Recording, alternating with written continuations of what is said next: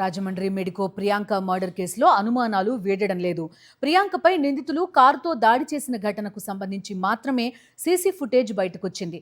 అసలు మాల్లోకి నిందితులు గాని ప్రియాంక గాని వెళ్లిన సీసీ ఫుటేజ్ ని పోలీసులు బయట పెట్టడం లేదు.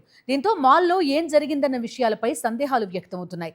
ప్రసాద్ ఆదిత్య మాల్ సిబ్బందితో నిందితులు గొడవపడ్డ ఫుటేజ్ బయటకు రానివ్వలేదు. మెడికో ప్రియాంక కేసుకు సంబంధించి పూర్తి డీటెయిల్స్ అందిస్తారు మా కరెస్పాండెంట్ హరీష్.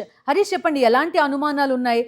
మాల్లో చెప్తున్నది అక్కడ సెక్యూరిటీ సిబ్బందితోటి గొడవ పడ్డారు, ఆ తర్వాత వాళ్ళు బయటకు వచ్చారు, మద్యం మత్తులో ఉన్నారని. కానీ ఆ ముందు ఫుటేజ్ అంతా ఎందుకు బయటికి రాలేదనేది ప్రశ్న. బిందు, 2 రాష్ట్రాలను కుదిపేసిన డాక్టర్ ప్రియాంక హత్య కేసుకు సంబంధించి, ఎందుకంటే ఇది హత్య అనాలి, కావాలనే ఉద్దేశపూర్వకంగానే ఇది యాక్సిడెంట్ అని చెప్పినా సరే ఉద్దేశపూర్వకంగా గుద్దారనే విషయం ఇప్పటికే స్పష్టమైపోయింది.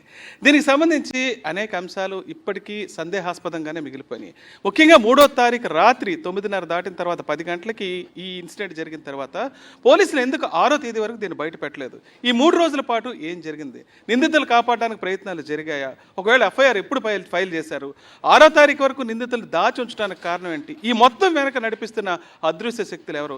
ఏ రాజకీయ నాయకులు ఇందులో ఇన్వాల్వ్ అయి ఉన్నారనే విషయం మీద అనేక సందేహాలు అయితే రాజమండ్రిలో పెద్ద ఎత్తున వ్యక్తం అవుతున్నాయి. దీంతోపాటు సంఘటన జరిగిన తర్వాత ఆ వాహనం ఎటువైపుగా వెళ్ళింది? సీసీ కెమెరాలు చూస్తే పోలీసులు ఇప్పటికీ ఆ డేటా తెప్పించే అవకాశం ఉంటుంది. కానీ ఎందుకు చెప్పడం లేదు? ఆ రాత్రి ఎక్కడ షెల్టర్ తీసుకున్నారు, 2 రోజుల పాటు ఎక్కడున్నారనే విషయాన్ని కూడా స్పష్టంగా చెప్పట్లేదు.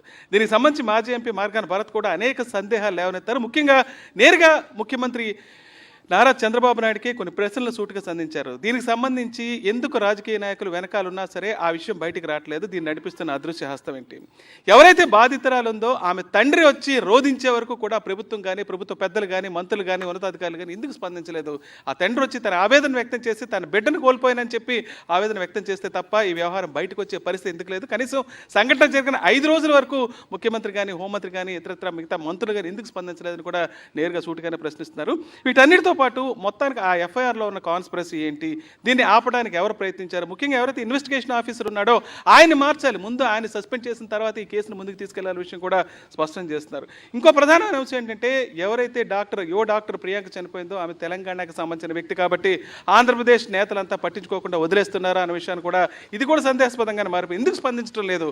ఒకవైపు ఢిల్లీలో నిర్భయ కానీ, కలకత్తాలో తీసుకుంటే అభయ డాక్టర్ల కేసులు తీసుకున్నా సరే దేశవ్యాప్తంగా ఏ స్థాయిలో చర్చ జరిగిందో రాజమండ్రిలో జరిగిన ఈ డాక్టర్ ప్రియాంక అంశం కూడా అదే స్థాయిలో చర్చ జరగల విషయాన్ని అయితే స్పష్టం చేస్తున్నారు. ముఖ్యంగా రాజమండ్రినే కాదు, మొత్తం ఉభయ రాష్ట్రాల్లో కూడా ఇదే అంశం ఇప్పుడు ఒక ప్రధాన చర్చనీయాంశంగా మారిపోయిందని చెప్పొచ్చు. బిందు. Right Harish, thank you.